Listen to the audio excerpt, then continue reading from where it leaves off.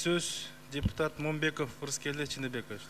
Рахмат, Дастан Артысбекович. Урматтуу тапталган талапкерлер, саптаган саяпкерлер. Биз бүгүн акыйкатчы эмес, акыйкатчы институтун кошо шайлап атабыз. Ириде акыйкатчы ким болуш керек? Акыйкатчы болом деген адам, ал акыйкат болуш керек. Анан ал акыйкат институтун башкарыш керек. Буга чейин кандай болуп келген?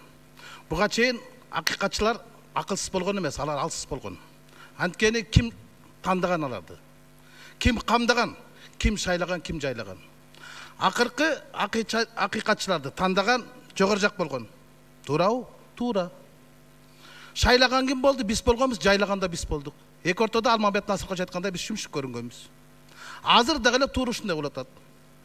Акыйкат болбосо, акыйкатчы анан кийин кантип ошол акыйкатчы институтун башкара алат? Мындай эле да маселе.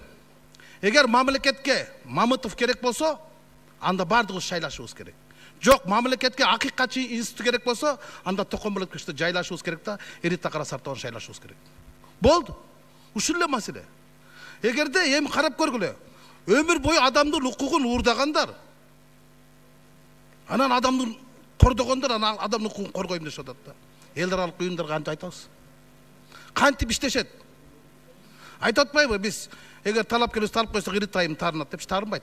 Кол чабып сүйүнөт, рахмат дейт. Эркекти кылдыңар дейт, кыздын 40 чачылуу төр бошоттуңар дейт. Ошого духу жетпей атпайбы? Ана кантип эртең бийликтин алдында духу жетет ушулардын? Мен ишенбейм. Талапкерлердин бирисине дагы.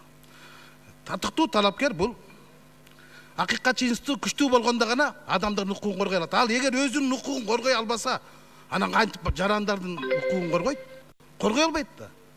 Ошон үчүн туура шайлоого чакырам. Шайлоо акыйкат болуш керек. Шайтан оюндарга аралашпаш керек. Рахмат. Мен эч кимдин жооп беришин каалабайм.